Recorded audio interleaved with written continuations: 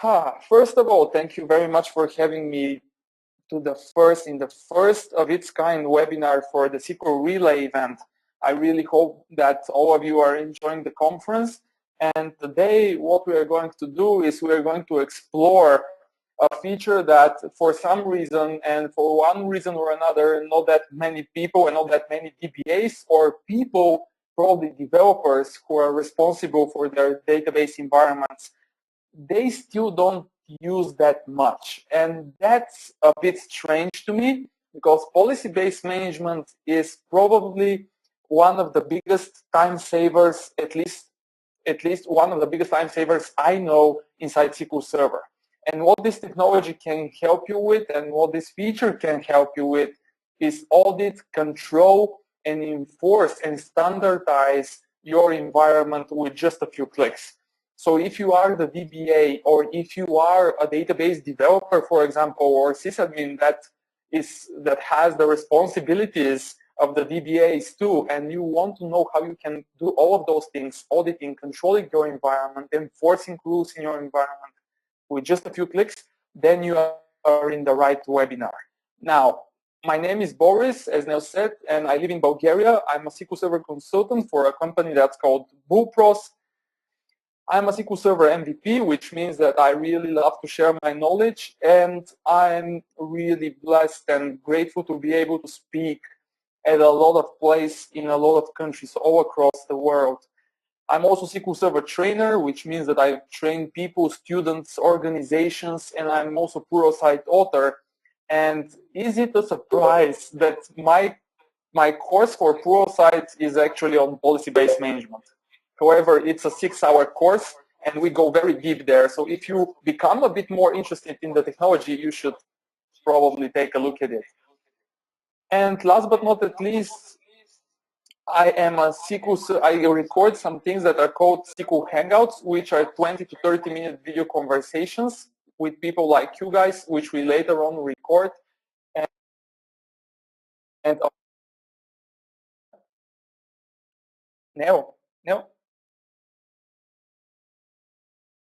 Neo, can you hear me? Because there was some noise about unmuted, muted, and something like this. Yeah, sorry, that was a technical glitch. I've corrected it, so you're good to go. You should be the only one with sound at this point. Okay, great, thank you. So the SQL Hangouts thing is something that I record and I host. It's a 20 to 30-minute video conversation, which we later on upload on YouTube, and the whole community can watch and learn from it. So enough for me. If you want to know more about me, just ping me on Twitter, or if you want to know really more about me, just go to my blog, borishristov.com, and see it for yourself. Now, the agenda for today. The agenda is this. First of all, we're going to talk about what is policy-based management and why should we care whatsoever. Then, once we figure that out, we are going to see how this thing actually works, and you will see how simple it is to configure your policies, to create your policies, to evaluate them and execute them. Then we are going to talk shortly, just briefly, about what are the improvements since this feature was born and what should we expect in the future. And at the end, we are going to see some really nice stuff. We are going to take a look at how we can actually generate beautiful reports based on how our policies actually executed. So we are going to leverage SQL Server reporting services and some other cool stuff. Now, let's start from here. What is policy-based management in first place? Policy-based management is, as I told you, a way for you to define rules, a way for you to audit your environments for specific configurations or settings, a way for you to enforce some type of standardization across your whole environment with, again, trust me, with just a few clicks. It's ridiculously simple. This feature was introduced in SQL Server 2008, and we have it in the new releases too. And what's more, it's included even in the Express edition of the product. However, because Express edition does not have SQL Server agent, the functionality and what the feature can do is a bit limited because, for example, you cannot schedule your policies to run on a specific schedule because you miss the agent. Last but not least, this feature can actually work with SQL Server 2000. Hope that you don't have any of those almost still, and 2005.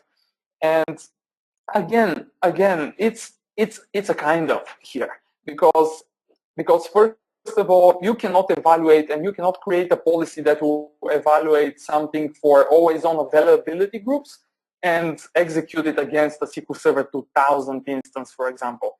And there are other limitations which we can mention later on if we have some time. Now, how this technology, how this feature actually works. Let's see how complicated it can be. The first thing that policy-based management actually consists, and in order for you to create a policy, you have to first choose a facet for your policy. And a facet is, you can imagine a facet by imagining an object inside SQL Server with all of its related properties. For example, for a facet can be table, because the table is an object and tables have properties like names, creation date, what else, owner, etc. Another example for facet could be server or stored procedure. Both have some properties, and we need those. We need to choose the facet because based on these facets, we later on, and policy-based management knows what conditions, which is the second component we need, we can actually build. And what the conditions are, they are nothing more but what we want to actually check for, what we want to audit for. For example, for a condition is, if I choose the database facet, one of the database properties we have is, for example, auto-close or auto-shrink for every database. And I can create a condition which checks whether or not auto-close or auto-shrink or both of them together are set to true. The third component are the targets, and the targets are actually the objects which we want to check and audit our conditions against. So, for example, this could be databases, this could be tables, this could be stored procedures, this could be servers, etc., etc. And the last thing that we have to choose, and probably the most interesting, is the evaluation mode, which means how is our policy actually going to be executed. Now, there are four evaluation modes. On demand means I created a policy and I can actually run it whenever I want. It's like a SQL Server agent job, which is not scheduled. The same, I can just right-click and click evaluate. The on-schedule means that policy-based management and SQL Server in general will create a SQL Server agent job behind the scenes for you, and it will run and evaluate the policy on the schedule you actually configured. And the last two are more interesting, on-change lock only and on-change prevent. Now, on-change lock only means that if someone breaks your rule, if someone, for example, says, okay, I will put the database with the auto-close property true, you do not anything. The policy will not do anything, but it will record an error message for you.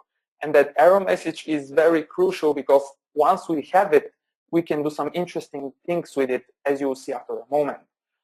And the last evaluation mode is the on-change prevent, which is probably the most brutal and for the DBAs cool one, because the on-change prevent, the policy that you create that's using this evaluation mode will actually roll back the transaction of the person who broke your rule. For example, if I create a stored procedure that is not following my naming standards, it will actually not allow the developer to create that stored procedure. It will roll back his transaction.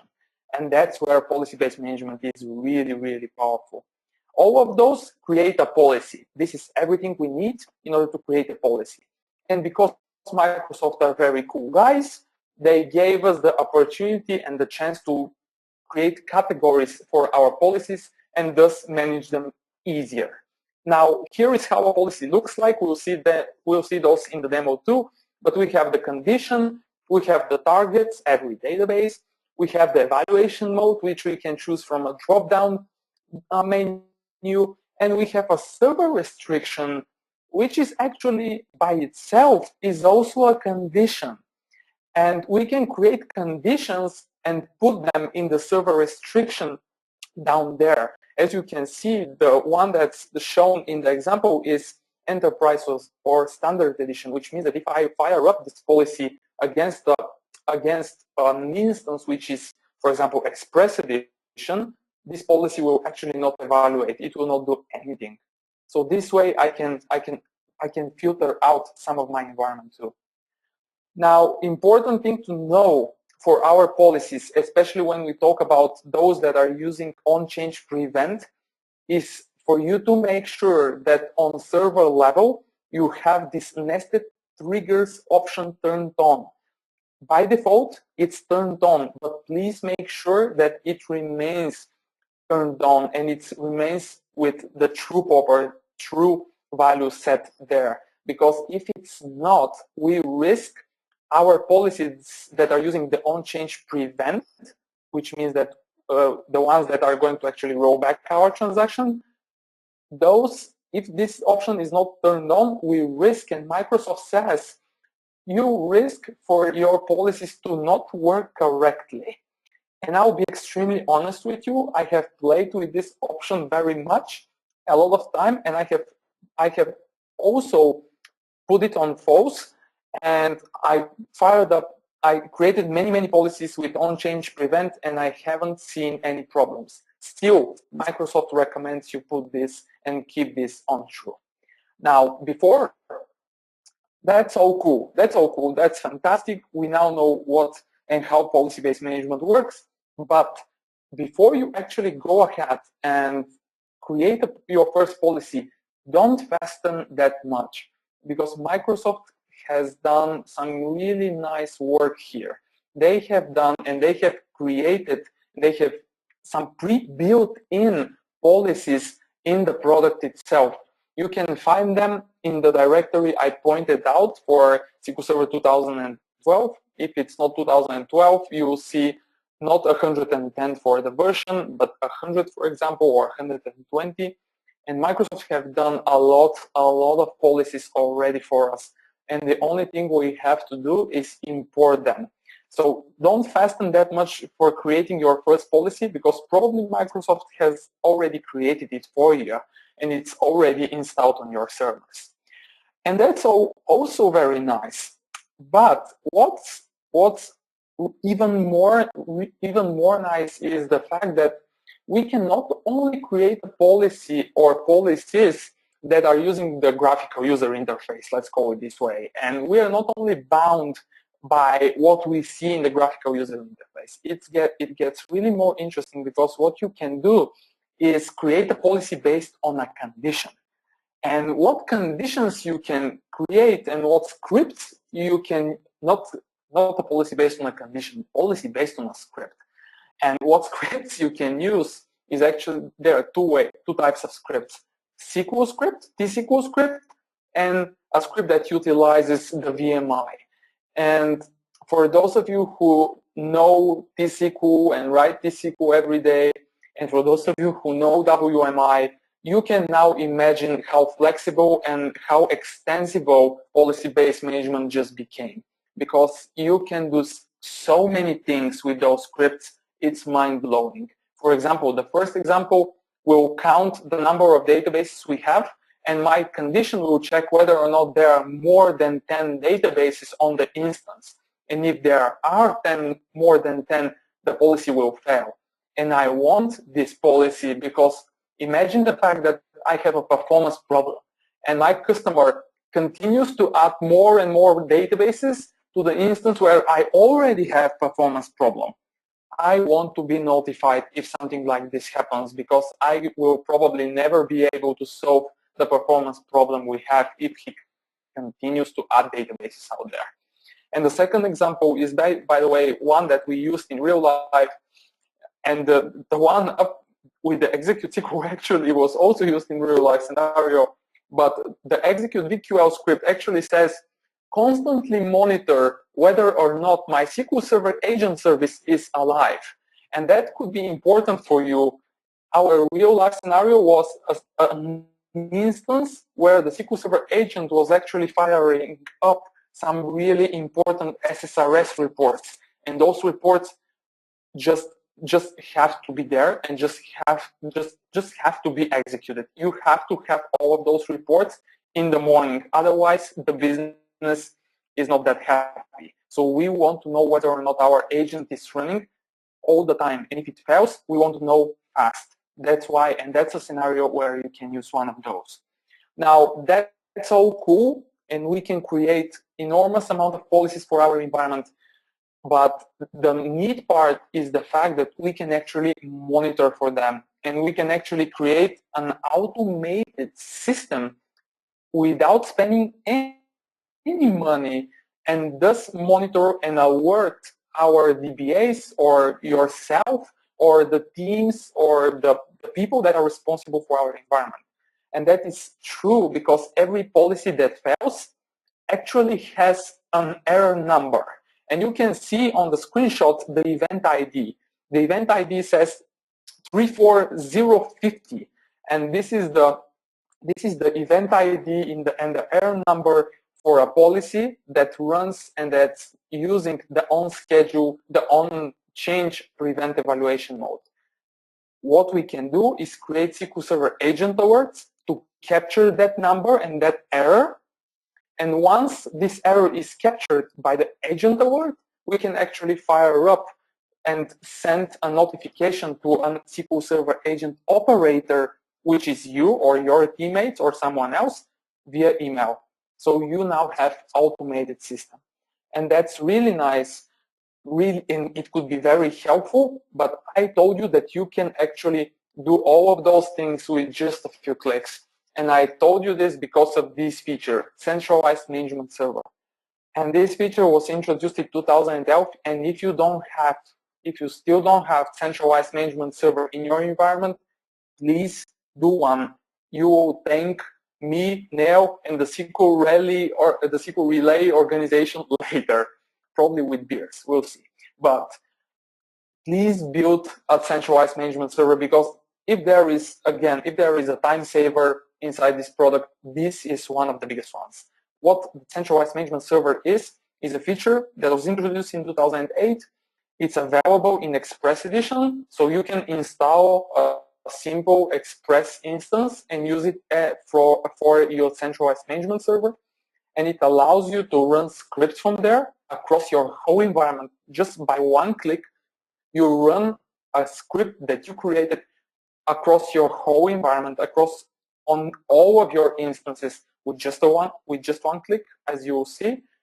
And you can also evaluate policies from this thing, which means that once I create a policy, I can actually run it and evaluate it, execute it across all of my SQL servers from one place. There is no reason why I should log in to every single instance and go and evaluate my policies. I can just do this with a few clicks from my CMS server.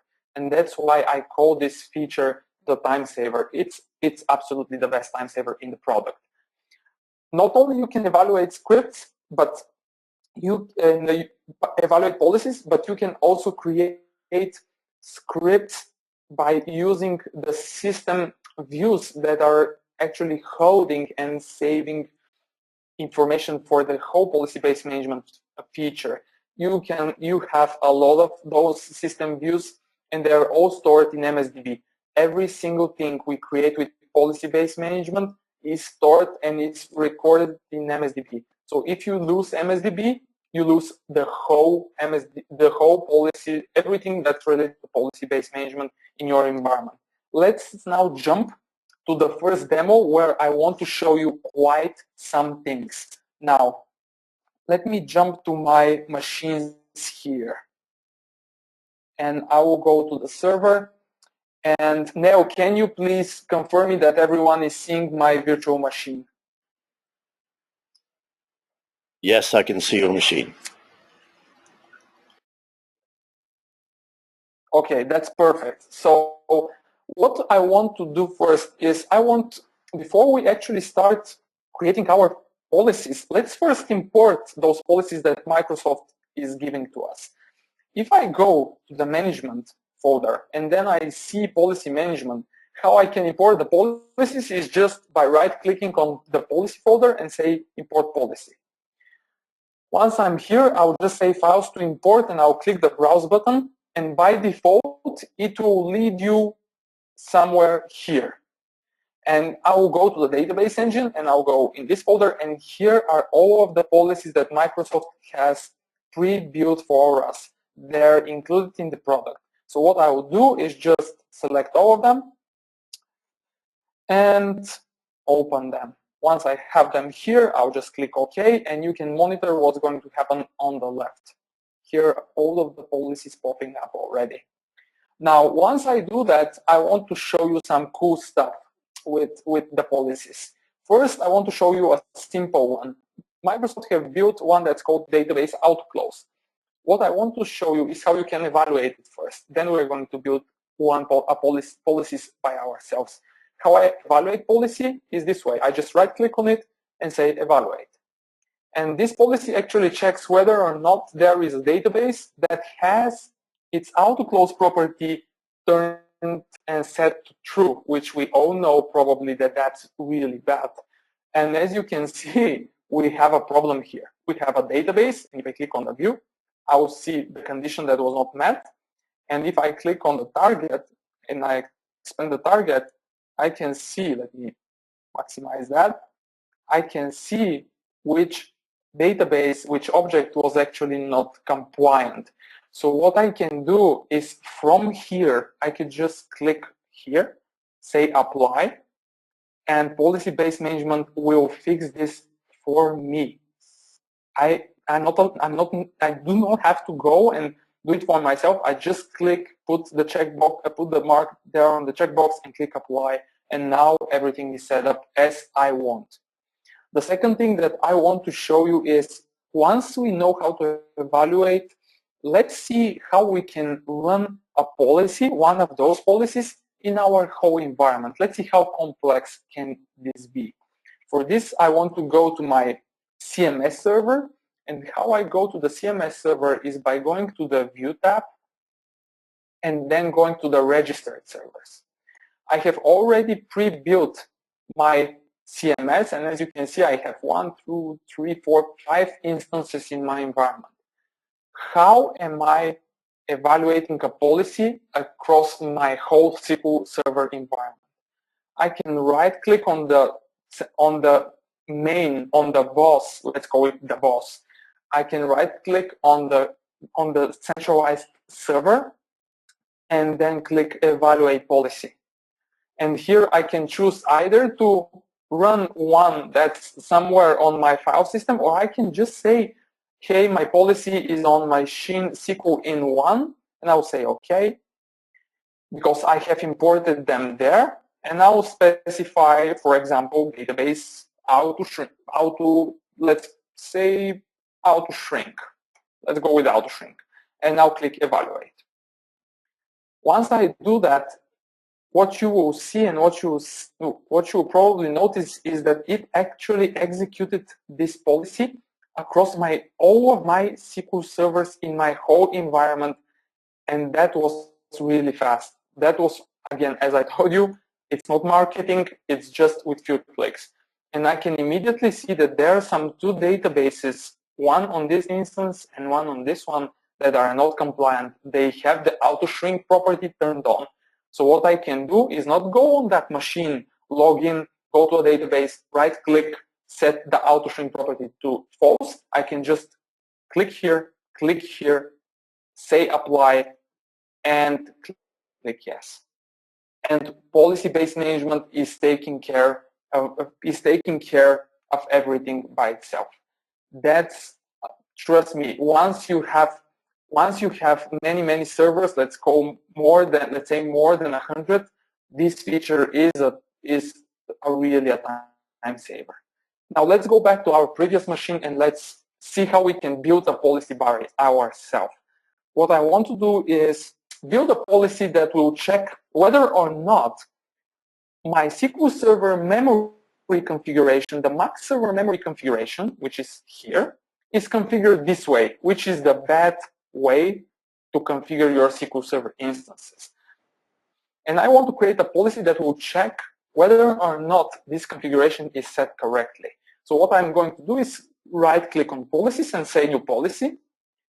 Then I will name my policy, let's say, max server memory is configured properly. And then I will build a condition. The condition that I want to build will be called, let's say, check if max server memory is not default value. Let's call it this way. Now is the moment where we should choose the facet. And the facet that we have to choose is, let's see how many facets we have, by the way. We have quite a lot of them. You can see database, endpoints, index, linked servers, logins, many of those. So what we should do is now we should go and see, someone probably joined, we will choose the facet that we are interested in, and we want to choose, let's see which one was it exactly. I believe the server one. Let's see if there is max server memory here. So it's not on the server one. Let me check which was the facet that we needed. So let's go and see server audit, not server audit, server configuration probably. Let's see. And you can see how many properties you can create policies for and conditions for. It's just amazing how many things you can do. And here it is, the max server memory property in the server configuration facet. And you saw how many other things we can create a policy for. It's just amazing. And this is just one facet. And we have quite more as we're going to talk about. Now, what I want to do, and every single time you create a policy, the policy itself, the condition you create, is actually the desired state. So what I want is my max server memory to be different, and I'll specify this sign here for different, than the number, which we saw, this one. This way, I say, okay, I don't want my max server memory to be the default value. If it is the default value, then the policy should fail. I'll create this policy, and then I'll choose the evaluation mode. The evaluation modes that are allowed here are on demand, on schedule, and on change log only. And we'll talk a bit more about this after a moment. As you can see, we don't see all of the evaluation modes here. One is missing. I'll click on change, and I'll just create a policy. Once I created the policy, I'll go down here because it's somewhere here, and I'll evaluate the policy. And let's see what the result will be. I'm now waiting, and as you can see, I am in a bad shape. I have the expected value, which should be different than this, and I actually have the same value. And what I can do now is again jump to my CMS server, because I just created this policy, and I want to see what is the health of my whole environment, not just one server. And that's why I'm going to execute this policy across the whole environment. I'll just right-click on the CMS. I'll go to Evaluate Policies. I'll choose the source, which is my SQL in one machine. And I'll find the newly created policy that we just configured, which is called max server memory is configured properly. I'll click Evaluate, and let's see whether or not. And as you can see, my whole environment is configured in a wrong way. And I can see this in a very quick way. I can see this. I don't have to log in. Again, it's mesmerizing. I don't have to log into each and every machine. I don't have to connect to each and every instance. I just go to a CMS, evaluate the policy on my whole environment this way, and see the results. It's just quick. That's what it is. Boris, this is Neil here. Something else that I wanted to show you. Yes, Neil? Yeah, a question? Yes, the question was, when we've collected those results, we may want to export those results out. Can we do that from within the tool? Yes, we can do this. Take a look. However, they are not formatted very well, unfortunately. What we can do is this. If I evaluate a policy, let's see. If I evaluate one policy, here is a result, export result. And here is a button, not a result. Here is the result, and here is a button that's called export result. And you can actually export this as an XML file. However, this is not the best way you can do this. There are some other ways. Let me show you what you can also do. Based on the system tables that you just saw, because we have quite a lot of system views that save quite a lot of information for our policies. And what I can see and what I can query is something very interesting. And I can query a lot of information out there. You have all of these scripts, so don't bother remembering them or writing them down. And I'm not going to execute all of them. I just want to show you one of those. And it's not related to the history, but I have one for the history too. So let's execute this for the history. And I can see what policies I have been executed against this instance, and I can see again the XML result here. So I can export the whole table, and I can query these system tables and export the results this way, and later on somehow make them look beautiful. In any way, there is something that's coming at the end of the presentation which will make all of those information, all of the history very, very, very more user-friendly. So you'll see it after a moment. Does that reply to the question? And is that an answer to your question, Neil?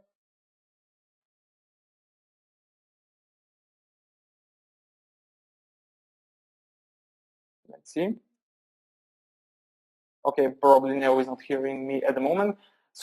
So what I wanted to show you is that you can query all of those views that I showed you on the slides and find some really interesting information and important information if you prefer the scripting method.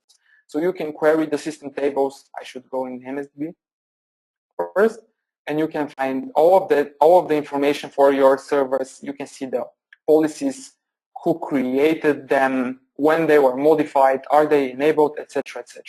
Now let me show you something else, because you probably noticed that not all policies are able to execute with the on-change prevent evaluation mode. Aaron Bertrand, who is a SQL Server MVP, built something really nice. He built a view which will show you which facet supports which evaluation modes. So this is the easiest way for you to see when you are on your way to build a policy, which facet you should use if you want to, for example, use the on-change prevent evaluation mode. So if I go and say, okay, let's use MSDB, and then let's create this view. And this is really, really nice script. Let's create the view. Let me go to the bottom. Here it is. And I execute this. Once I executed it, I can query it, right? And for example, if I want to see only the ones that are with on-change prevent, I can use this script down below. And what it will show me is all of the facets that I can use to actually create a policy that runs and that is able to use the on-change prevent. And speaking for the on-change prevent, let's see the last part of the demonstration. Let's create one policy that's using the on-change prevent. Let's go and just click new policy. And what I want is, I want to create a policy that will not allow anyone. No developers will be allowed to create a store procedure with its name starting with SP underscore, because probably you may know that that's not a good practice. So I'll code this policy, let's say, check store proc names, and then I'll create a condition. And you probably noticed that there is a facet that's called store procedure. So I'll choose the facet store procedure, and you may probably notice that it supports on-change prevent.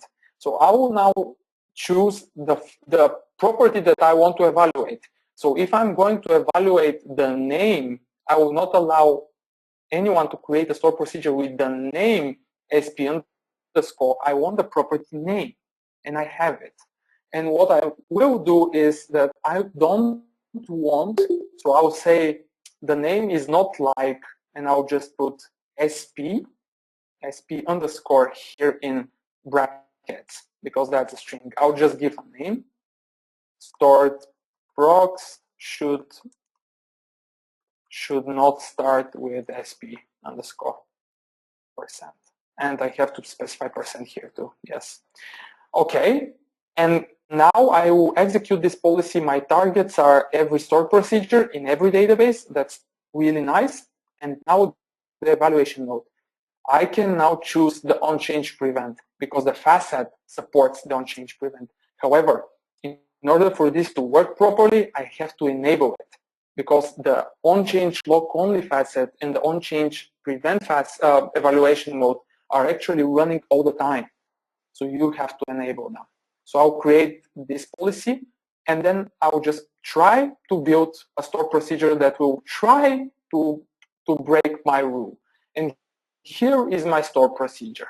I'll just create a procedure that's called SP underscore test, and then I'll just select SQL relay. I'll just try to create it. I execute it and take a look at what happens.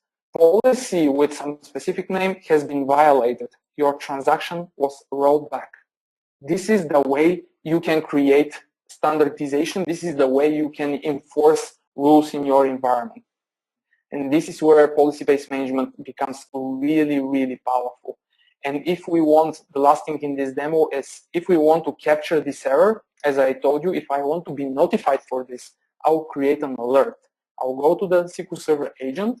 I'll say create an alert, and I'll say monitor for violated policies, let's say.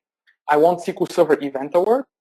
I want it to be in all databases, but the error number has to be 34050. This is the number for a failed policy that's running on change prevent evaluation mode.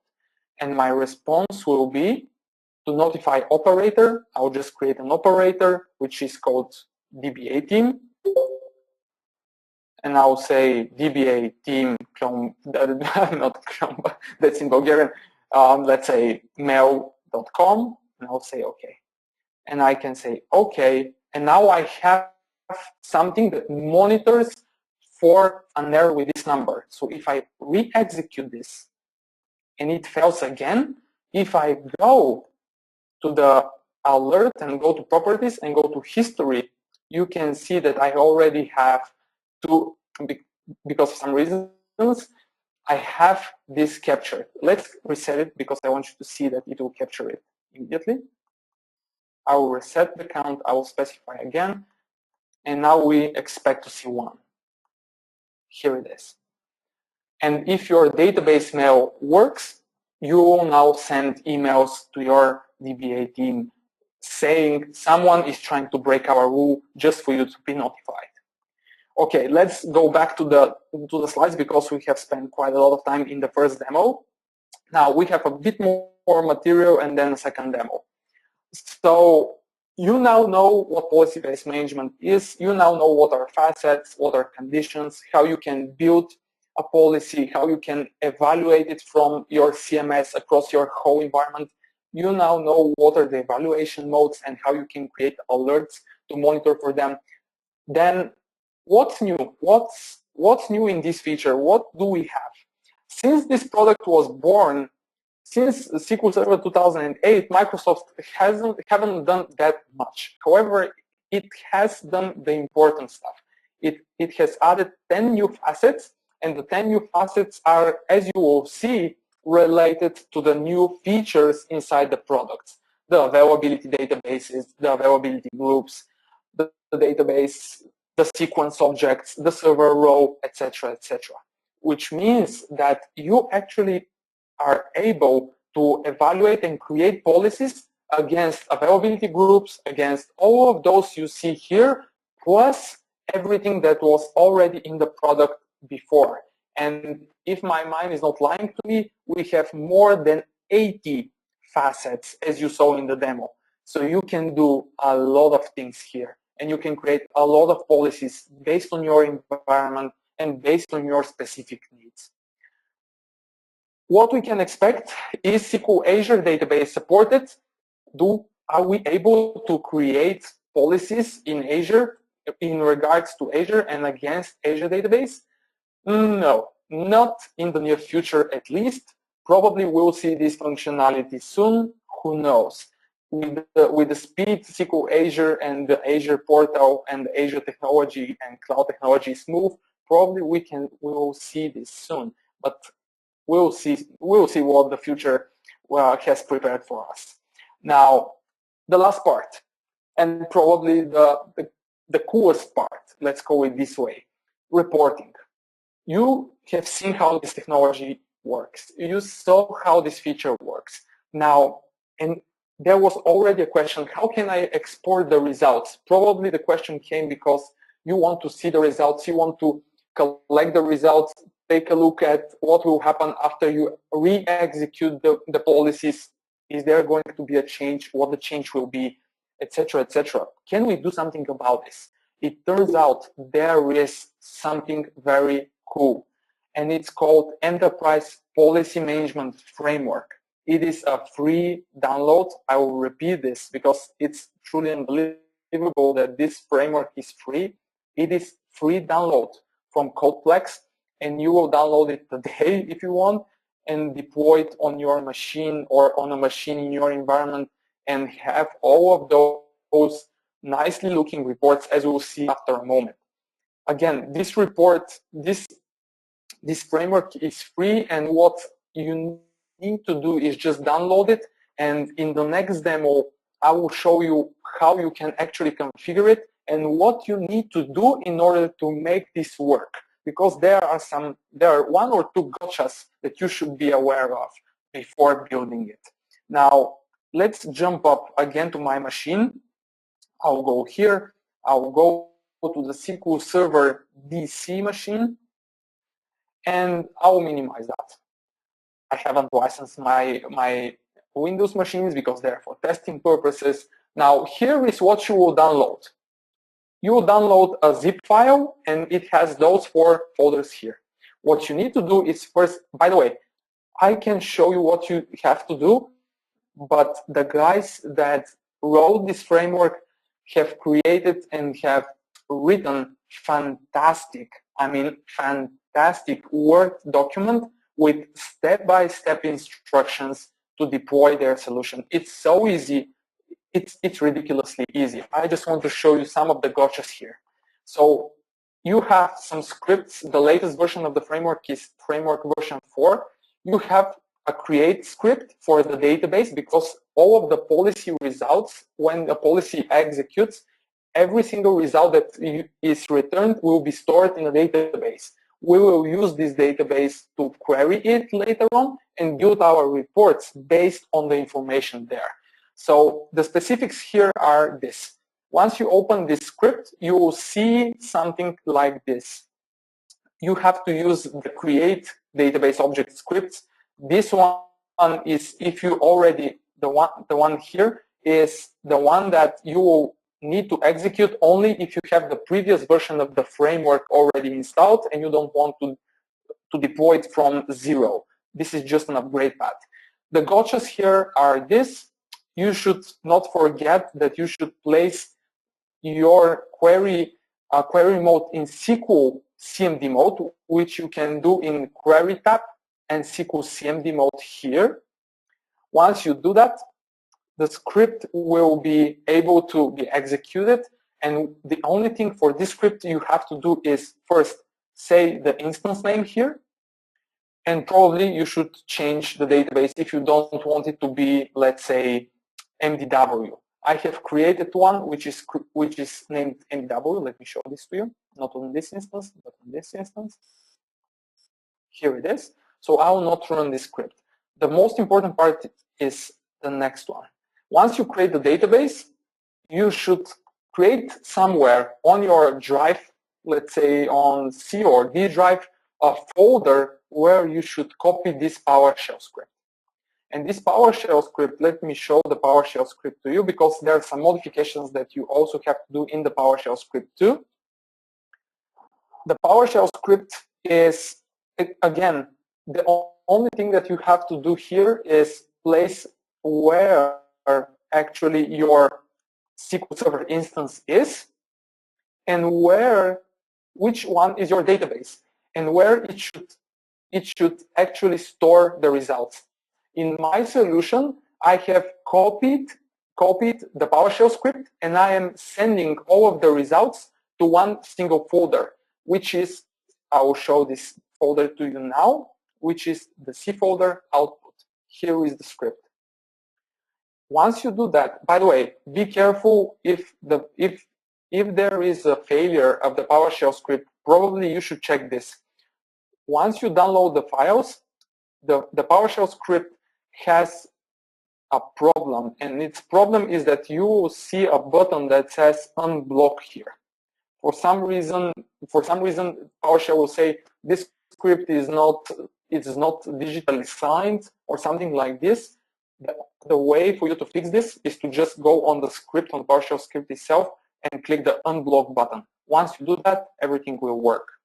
This is the second thing that you have to do. The other steps you have to do are actually very well described in the document, and you can see it for yourself. The PowerShell script is actually evaluating the policies against your servers, which means that PowerShell actually can be used with policy-based management. So if you are a PowerShell guy, you can use PowerShell to evaluate policies too. Let me show you how this looks like. I will go to the configuration tools. I want the reporting services because I don't remember my website where my reports are stored. And in the meantime, I want to show you how I actually collect and how I actually execute this PowerShell script. I have created some jobs that are running the PowerShell script, and to the PowerShell script, I pass the parameters which are related to what exactly I want to evaluate across which servers. Let me show you an example job. Here I have 5 jobs that are running constantly and collecting results from my environment. If I go to the properties and go to steps, you will see that there is just one step. And here is the script that you are running. You show and you paste where the PowerShell script is. You say the name of the PowerShell script, and then you pass those parameters. And as you can see, I'm actually evaluating my policies which are from this category, Microsoft Best Practices Configuration category. This is the category this is the policies that I run across my whole environment. And I run this, by the way, a prerequisite for this, and it's mentioned in the document, is that you have CMS server, because the PowerShell is actually using this CMS server to run the evaluations across your machines. So those are the jobs that are collecting my data.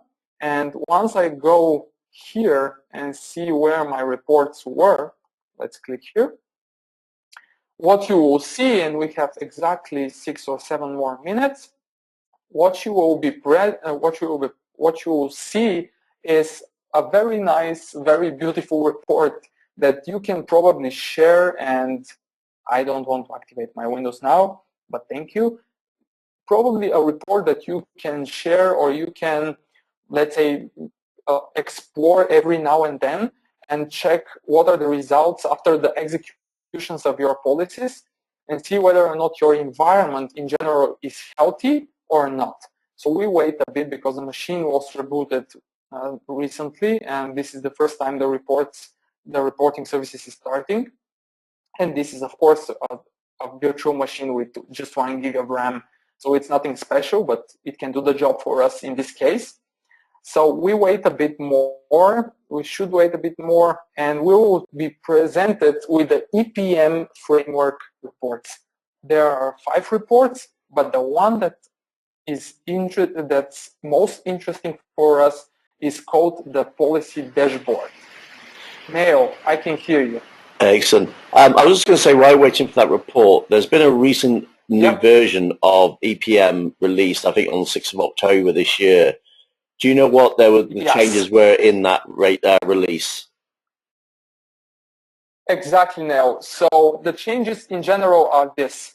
So I used version 3 till recently, and the version 4 was just released. From what I saw and from what I played with, in general, the differences are in the look, how the reports look. They're a bit more different, and there are some more performance improvements, let's call them this way, because if you see the database structure and if you see the tables and the schemas and the indexes of the tables where the information about the reports and the information about the policy executions are stored, there you will be able to see that we have the authors have created some new indexes to improve the performance of some specific queries, etc., etc. Not much is different, but the changes are for good, definitely.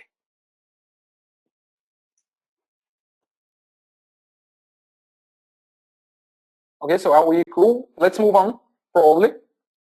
So if I go, now we can see the reports. If I go to the EPM reports, here is the one that's interesting us, policy dashboard. If I click on this, what I'm going to see is a view, a picture of my whole environment. What's going on inside my environment in terms of my policies? Am I green or am I red? Am I supporting my environment well? Is it in a good shape or not? Based on the results that we have from our policies and their execution. And as you can see, let's say that we have 55 objects that are in failed state, and I can click and drill down and see what is wrong with the table names. Probably a policy that's called table names is failing on some tables. But what I also can do, if I go back, I can click almost everywhere here and drill down. But the cool stuff is, at least for me, is here. I can see all of my servers, or at least the servers against which I evaluate policies, and I can see their results. For example, this server has 52 failed policies. This doesn't sound right to me. So I can drill down and I can now see which are the databases that are causing me most problems. It's the report server, the MDW. Let's see what are the problems on the report server database. I can again click here and I can see that I have the autoclose policy passed, so it's okay, but the collation policy, which is obviously part of the Microsoft's policies, is failing for some reason. And also a policy with the name table names is also failing. And it fails very bad, as we can see. Many of my tables does not meet that policy. And so in one view, you can easily see, you can play with this more. I don't want any updates, but thank you. No, sorry for this, guys. My computer is trying to make, to be clever. So in one view, you can see, and of course you can filter here, you can choose which policies, which categories of policies you want to see the results for. You can do a lot of things. And this comes for free. So I definitely encourage you to take a look at it, play with it. It's very easy. It's very easy to deploy and configure. So as a free solution, I think it's a must. It's a must, and it's a must in the same way as policy-based management is a must nowadays. So let's jump and do the wrap up for the presentation because we are close to the end. So to summarize what we saw in the last 1 hour, policy-based management in my opinion, it's a feature that is all about managing your environments even better. We are very busy nowadays, and I know that everyone is busy. And we are constantly searching ways to save time, to remove some of our repeating work. Policy-based management is a feature and is a technology that can help you save time and invest that time in more interesting things. You saw how easy it is to create a policy and then run that policy across your whole environment. It's just 3 or 4 clicks away. It's that easy. And I can tell you that when in our customers, we have customers which have more than 100, more than 200 instances of SQL Server. And they ask us, what is the health? Do we have, let's say, databases with files which are, let's say, with the default growing options? I don't want to go to each and every server and check that. I create a policy and I evaluate that policy from my CMS. And that's a work that takes me 5 minutes. Otherwise, I may spend a week going up and down, logging into server, checking each and every database, what are its configuration, etc., etc. So in general, if you are still not using policy-based management, I think you should spend a bit more time on it and try to see whether or not it can work well for you, because I believe it can do quite good things in your environment too. And don't forget EPM. The Enterprise Policy Management Framework is just great. It's free. Download it, play with it, take a look at the reports, monitor the reports, see whether or not your databases are healthy and your environment is healthy. The resources that you can use for policy-based management, if you want to go even deeper in this feature and learn even more, it really depends on how you learn best. There is a really nice book. So if you like to read books, go with the book. There is a course on Pluralsight. So if you learn better by watching and by listening to someone, then go to Pluralsight and watch the course. However, I warn you, it's an almost 6-hour course. So it's a course that goes really deep in the technology.